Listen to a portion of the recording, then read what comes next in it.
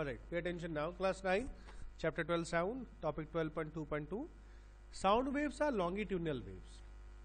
তাই এখানে কালকে স্লিঙ্কি কথা আমরা বলছিলাম, তাই এটাকে যদি আমরা একবার টানি, you can see the figure B, 12% beta, when it is stretched, না এটা নাম্বার A তে স্ট্রেচ করা হয়েছে আর নাম্বার B তে কি করা হচ্ছে, ওয়ান সাইড এক তরফ থেকে একটু মানে ঠেলা হচ্ছে, ঠেলা মানে কি একটু লুজ ছাড়া হচ্ছে। স্প্রিংটাকে তো আমরা ঠেলতে পারবো না অ্যাকচুয়ালি, যখন স্ট্রেচ করার পর যখন আমরা লুজ ছাড়বো আমরা কি দেখবো, some areas of compression and some areas of rarefaction. দেখতে পাচ্ছিস, ছবি দেখলেই বুঝতে পারবে। কিছু জায়গায় ঘন ঘন আছে, সেটা হচ্ছে কম্প্রেশন। কম্প্রেশন মানে কি, কম্প্রেস মানে প্রেস করা, চাপ দেওয়া। Now the regions where the coils become closer are called compressions, and the regions where the coils are further apart are called rarefactions. As we already know, sound propagates in the medium as a series of compressions or rarefactions. तो हमारा कल की topic पे बोलना कि जब sound travel करता है, so there is a series, मतलब लाइन से पूरा एकदम rarefaction compressions দুটোই থাকে। Now we can compare the propagation of disturbance in a slinky with the sound propagation in the medium. তাই যে স্লিঙ্কিতে আমরা দেখছি যে সাউন্ড ওয়েভস গুলো কিভাবে ট্রাভেল করছে, कैसे ট্রাভেল कर रहे हैं, এটা আমরা দেখতে পাচ্ছি। মানে এমনিতে তো সাউন্ড ওয়েভস গুলো দেখতে পারবো না, একটা জাস্ট ডায়াগ্রাম দেওয়া ছিল, কিন্তু এখানে আমরা চোখে দেখতে পাচ্ছি যে অ্যাকচুয়ালি পার্টিকেলস এর মুভমেন্ট গুলো কেমন থাকছে। এগুলো কিন্তু পার্টিকেলস, এক একটা যেগুলো স্লিঙ্কি আমরা এগুলো দেখছি কাছে আর দূরে, মানে পার্টিকেলস গুলো আমরা বলতে পারি which are vibrating, which are getting displaced এগুলো বলতে পারি। Now these waves are called longitudinal waves. তো এই যে ওয়েভস গুলোই আমরা দেখছি as per the slinky, এগুলোকে আমরা ওয়েভস বলতে পারি in case of sound. Just compare করা হয়েছে, these are called longitudinal waves. In these waves, the individual particles of the medium move in a direction parallel to the direction of propagation. Propagation মানে जिस तरफ को जा रहे, যেই দিকে যাচ্ছে সেই দিকেই প্যারালালি কিন্তু তারা মুভ করছে, তাই না? একটা প্যারালাল, কোনো হ্যাফাজার্ড নেই, আপ ডাউন কিছু নেই। আপ ডাউন ওই ব্যাপারগুলো আলাদা আছে, অ্যামপ্লিটিউড ফ্রিকোয়েন্সিতে পড়বো আমরা। So they are moving parallelly, মাঝখানে গ্যাপগুলো যদি আমরা লাইন্স বানাই, যেরকম এর আগে ফিগারটা ভালো বুঝতে পারবি, 12.5টা পিছন পেজে দেখবে মাঝে মাঝে কিন্তু সব প্যারালালি আছে, তাই না? প্যারালাল লাইন্স মতন আছে তো। The particles do not move from one place to another, but they simply oscillate back and forth. Oscillate মানে ভাইব্রেট কি বলছে, এগু পেছু, আগে পিছে হোনা, about their position of rest. This is exactly how a sound wave propagates. Hence sound waves are longitudinal waves. সেই জন্য আমরা sound ওয়েভসকে লংগিটিউডনাল ওয়েভসও বলি। শর্টে যদি বলা হয় why are sound waves known as longitudinal waves, কি বলবো আমরা, since the sound waves বা the উপরে একদম ফার্স্ট লাইন দেখো এই প্যারাগ্রাফে, since the waves the individual particles of the medium move in a direction parallel to the direction of propagation of the disturbance, sound waves are also known as longitudinal waves. এটুকু লিখলেই হবে এখানের মধ্যে, বুঝতে পারলি? There is also another type of wave called a transverse wave. আর একটা হয় wave transverse wave. In a transverse wave, particles do not oscillate along the direction of wave propagation, but oscillate up and down about their mean position as the waves travels. এখানে up down, এখানে কি যাচ্ছে, parallelly যাচ্ছে। আর যেটা আমরা transverse ওয়েভের কথা বলছি, ডায়াগ্রাম কিছু না এখানে নেই, আমরা এখানে দেখছি প্যারালালি মুভ করছে। আর ট্রান্সভার্স ওয়েভে কি হয়, পার্টিকেলস গুলো আপ এন্ড ডাউন, উপর নিচে। দেখি কি আছে আরো দেখি। Thus a transverse wave is the one in which the individual particles of the medium move about their mean positions in a direction perpendicular to the direction of wave propagation. দেখো simple logic, longitudinal waves they travel parallel, ঠিক আছে, যাচ্ছে। আর transverse waves মানে দেখো এই হচ্ছে, আমি লংগিটিউডনাল wave example দিচ্ছি, এগু পেছু, to and fro, back and forth যখনই যাবে এই প্যারালাল ডিসটেন্স, সাপোজ এই দুটো আমার দুটো হাত, দুটো পার্টিকেল, এটা হচ্ছে লংগিটিউডনাল, ঠিক আছে। কিন্তু যখন ইয়ে যাবে ট্রান্সভার্সে, ওপর নিচে, ঠিক আছে, ऐसे बोल सकते हैं, ঠিক আছে, এখন তো দেখি নাই, কিন্তু পারপেন্ডিকুলার মানে ওপর নিচে, এই লিখে দিচ্ছে আপ অ্যান্ড ডাউন মুভ করে। কিন্তু লংগিটিউডনালি আমাদের ব্যাক অ্যান্ড ফোর্থ, আগে পিছে, আর ওখানে আপ অ্যান্ড ডাউন মানে পারপেন্ডিকুলারলি মুভ করে। Suppose this is the position, এই একটা পার্টিকেল মুভ করবে আপ অ্যান্ড ডাউন, ওটা ব্যাক অ্যান্ড ফোর্থ, এটা আপ অ্যান্ড ডাউন ট্রান্সভার্সে। ইকুয়ালাইজারে গ্রাফিক ইকুয়ালাইজার যখন বাজে মিউজিক টুজিক। আচ্ছা when we দেখো লেখা আছে, এক্সাম্পল দেওয়া আছে দেখো, when we drop a pebble in a pond, the waves you see on the water surface is an example of transverse wave. আমি একটা পাথর ফেললাম, ওয়েভগুলো এরকম যায় গোল গোল গোল করে, কিন্তু যদি আমরা একটা পয়েন্টকে কম্পেয়ার করি এইভাবে যাচ্ছে, তাই তো এইভাবে যাচ্ছে চারিদিকে, বিকজ একটা পয়েন্টের চারিদিকে মুভমেন্টটা হবে, সো চারিদিকে একটা ইকুয়াল রেঞ্জ নিয়ে ওটা ট্রাভেল করে, ইকুয়াল রেঞ্জ চারিদিকে। Light is a transverse wave, but for light the oscillations are not of medium particles or their pressure or density. Lightটাও একটা ট্রান্সভার্স ওয়েভের এক্সাম্পল আছে, কিন্তু the oscillations are not of medium particles. Oscillations গুলো লাইটের তো light medium দরকার নেই, light can travel in vacuum also, জানিস তো লাইটে কোনো মিডিয়াম লাগে না, সেগুলো কোনো মিডিয়াম কিছু এখানে অসিলেট করছে না, সেটাই বলে দিচ্ছি এখানে। It is not a mechanical wave, আর পার্টিকেলস যখন নেই তখন মেকানিক্যাল তো হচ্ছেই না। You will come to know more about transverse waves in higher classes. যাক, এতটাই আছে এখন। একটা মেন ডিফারেন্স রাখবে, মুভমেন্টটা up and down perpendicularly. Next, characteristics of a sound wave. We can describe a sound wave by its frequency, amplitude and speed. এই তিনটে হচ্ছে ফিচার্স নিয়ে আমরা সাউন্ড ওয়েভকে ডিসক্রাইব করব। আ sound wave in graphic form is shown in figure 12.8c, which represents how density and pressure change when the sound wave moves in the medium. ঠিক আছে, আমরা দেখব, কম্পেয়ার করব। The density as well as the pressure of the medium at a given time varies with distance above and below the average value of density. তা যখন move করবে দেখো ডেন্সিটিটা কিন্তু ভ্যারি করছে, কোনো জায়গায় ডেন্সিটি বেশি, কোনো জায়গায় ডেন্সিটি কম, তাই তো? আমরা সবকটা দেখতে পাচ্ছি 12.8 এ ফার্স্ট ফিগারটা এ বি সি সবই কিন্তু আমাদের কিছু ঘনা কিছু মানে কম্প্রেশন আর রেয়ারফ্যাকশন গুলো আমরা দেখতে পাচ্ছি, তাই তো, কম বেশি। আচ্ছা, আর কি বলছে, figure 12.8 A and B represent the density and pressure variations, মানে কোথায় কোথায় कितना फर्क है respectively as a sound wave propagates in the medium. Compressions are the regions where particles are crowded together. আবার একই জিনিস বারবার আসছে, এটা আগেও পড়ে নিয়েছি তো। crowded together সেম ল্যাঙ্গুয়েজ লেখা ছিল, and represented by the upper portion of the curve. আর যদি আমরা কার্ভ নিয়ে বোঝাই তাহলে আপার পোর্শনটা হচ্ছে কি, কম্প্রেশনস রিজন, কম্প্রেস সি গুলো বোঝায়, যে নিচে লাস্ট ফিগারটা তিনটের মধ্যে তিসরা নাম্বার जो है সিটা, বুঝতে পারলি? কার্ভ গুলো বোঝাচ্ছে কম্প্রেশনস अपर पोर्शनটা, ঠিক আছে, अपर पोर्शनটা মানে जहां उठा हुआ है ওইটা হচ্ছে कंप्रेशन, वहां पर ज्यादा पार्टिकल्स है।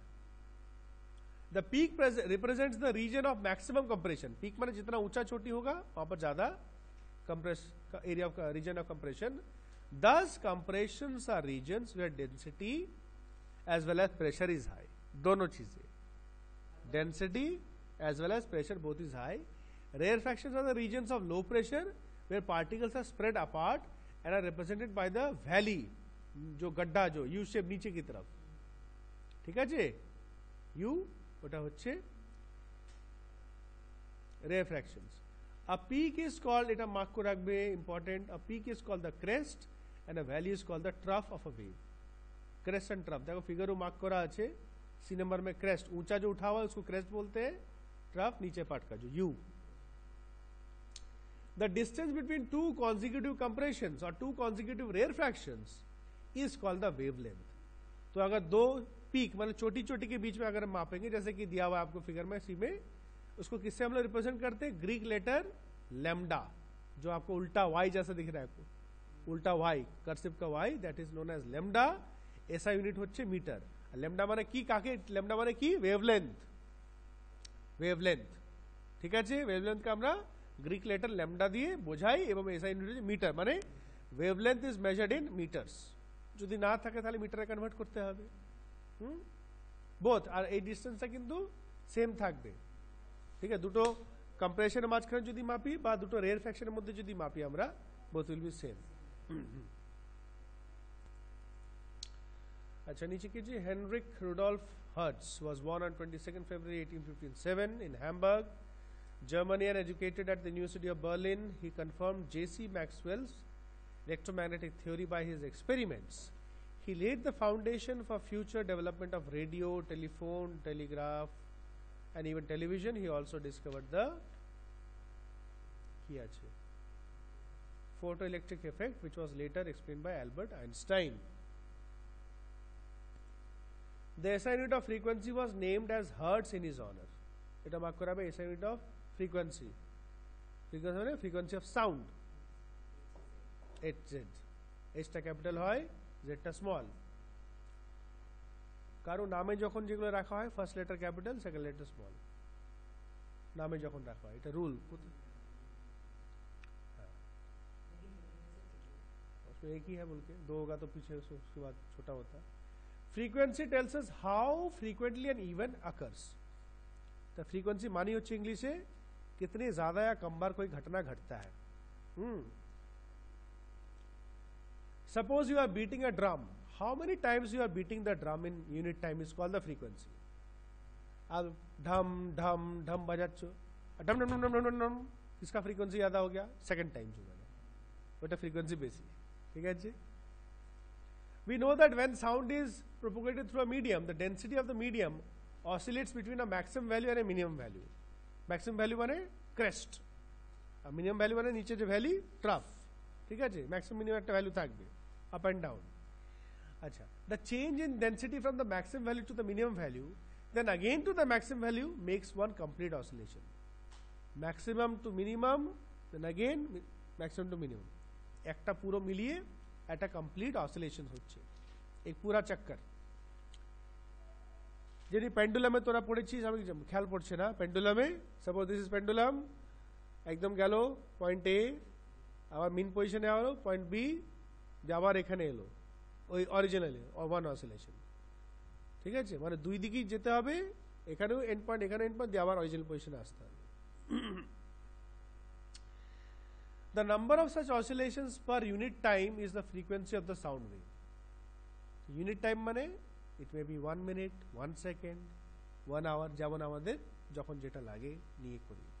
Suppose 1 minute में আমি যদি কম্পেয়ার করি দুটো জিনিসকে, অসিলেশন গুলো, তো যার বেশি হবে তার ফ্রিকোয়েন্সি বেশি.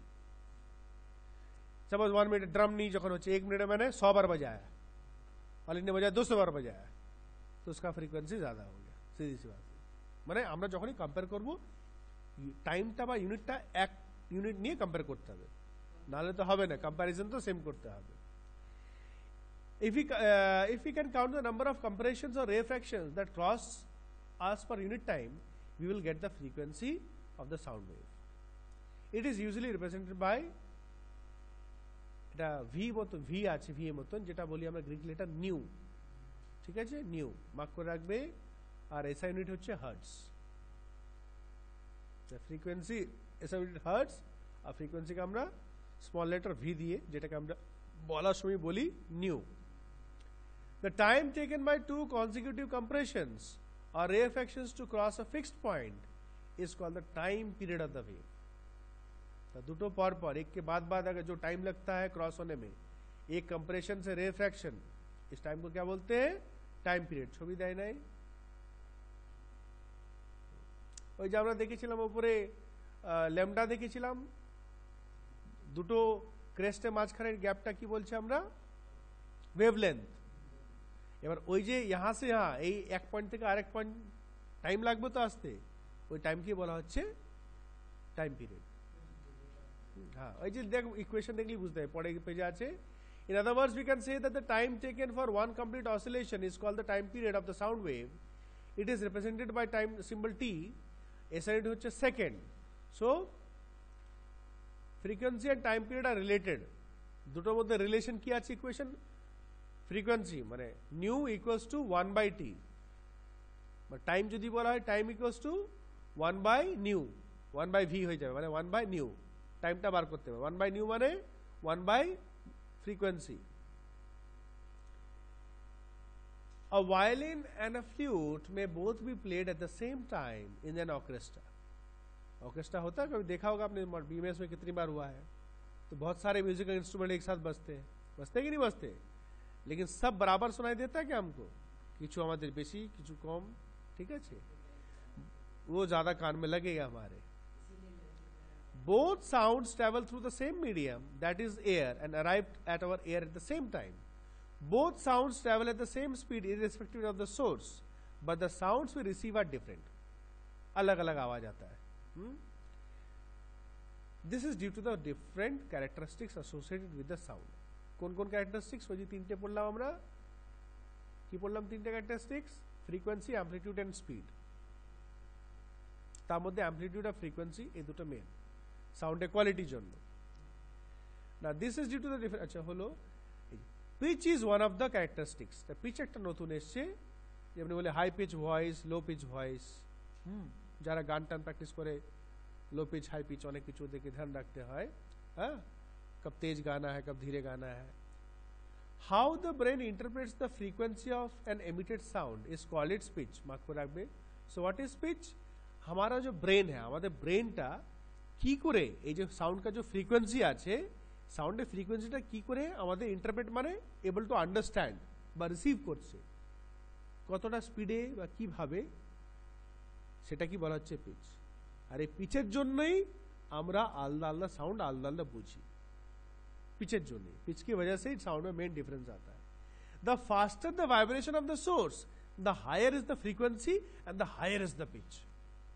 और इसमें है ना क्लास में टेबल घिसका कीच करके एक आवाज आती है ना, पूरा पूरा एकदम कैसा फीलिंग होता है। बोर्ड में लिखते चौक एकदम कीच करके एकदम एकदम देखबे, কেন ওর ফ্রিকোয়েন্সিটা খুব হাই, মানে আমরা কি বলতে ফ্রিকোয়েন্সি হাই মানে একদম খুব স্পিডে ট্রাভেল করবে। ওই যে রেয়ার ফ্র্যাকশন এন্ড কম্প্রেশন এরিয়াটা খুব কম হবে, ওয়েভলেন্থটা খুব কমে যাবে, একদম খুব স্পিডে যাচ্ছে, একদম ক্লোজ বাই হয়ে। Thus a high pitch sound corresponds to more number of compressions. High pitch মানে বেশি কম্প্রেশন হবে and rarefactions passing a fixed point per unit time. এই গ্রাফ দিয়ে একটু বুঝতে পারবো আমরা। দেখো wave shape for a low pitch sound आराम से যাচ্ছে लो pitch, আর হাই পিচ একদম ইয়ে হুইসেলের সাউন্ড যেরকম হুইসেল একদম কান মে আয়েগা, ঠিক আছে। এখানে নাম্বার অফ ক্রেস্ট এন্ড ট্রাফস বা কম্প্রেশনস আর রেয়ারফ্যাকশনস কিন্তু বেশি আছে, তাই তো বি ফিগারে দেখতে পাচ্ছি।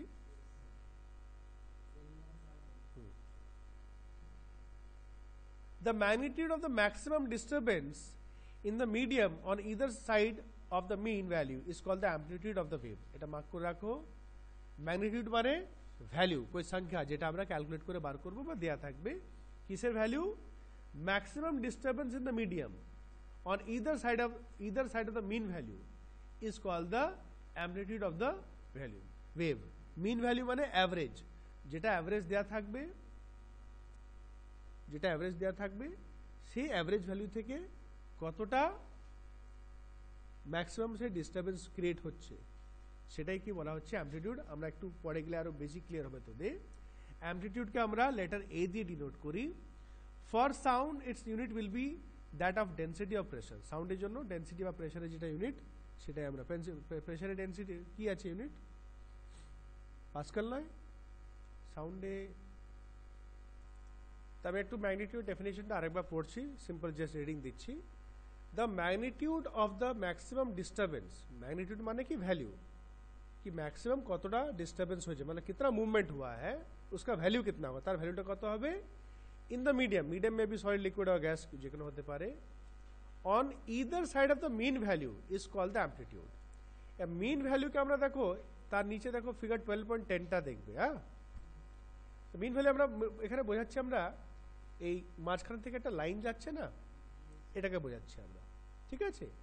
এবার এই দুটো গ্রাফ আছে দেখো, তো দুটোর মধ্যে আমরা ক্রেস্ট দেখ না, পাহাড় উঁচাওয়ালা চोटी ক্রেস্ট, तो ওই যে মাঝখানে মিডল থেকে যদি আমরা একটা ওই পাহাড়কে बीच में से अगर परपेंडिकुलर लाइन बनाए टू द मिडल लाइन, মাঝখানে লাইন থেকে মাঝখানে লাইনে যদি একটা আমরা মিডল লাইনে যদি একটা আমরা परपेंडिकुलर লাইন বানাই লাইক দিস, তখন এই একটা আছে এটা আর এই একটা আছে, তাই তো দুটো এরকম বানালাম।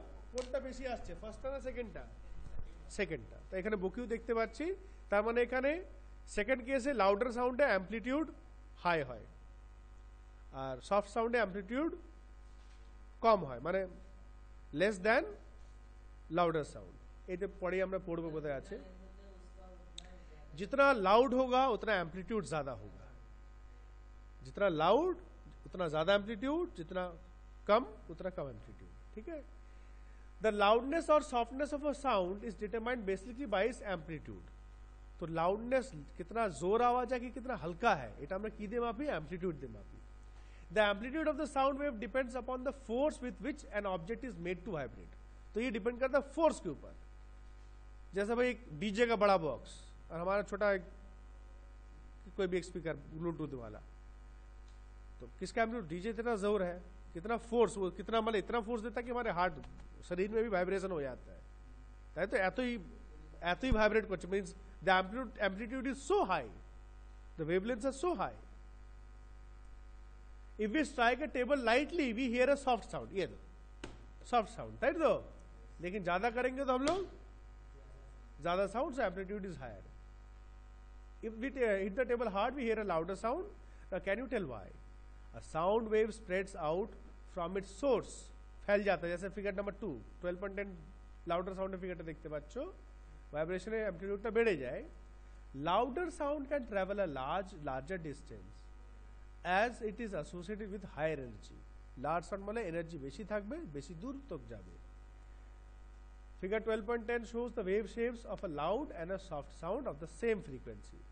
Frequency same আছে, frequency same ही আছে, কিন্তু দেখো frequency same কেন কটা আছে? ক্রেস্টার দেখো তিনটে তিনটে করে আছে, তিনটে তিন তিন है ना दोनों में, frequency same, কিন্তু তাদের অ্যাম্পলিটিউডটা লাউডে হাই, ওটা কম।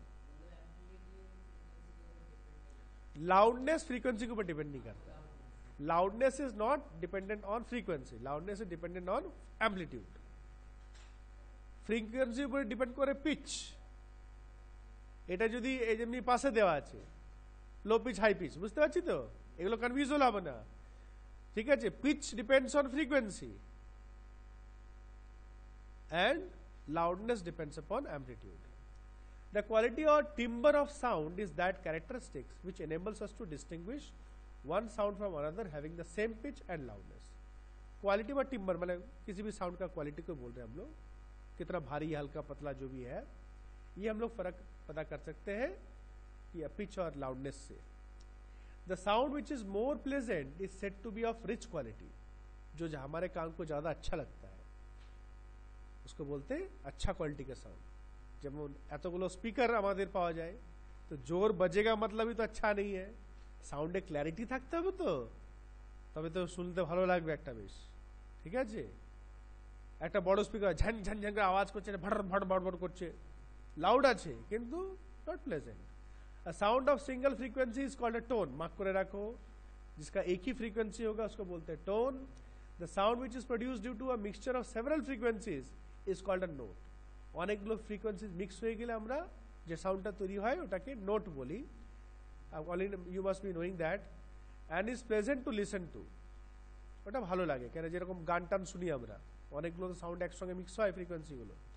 Noise is unpleasant to the ear, music is pleasant to hear and is of rich quality. এতটাই রাখছি।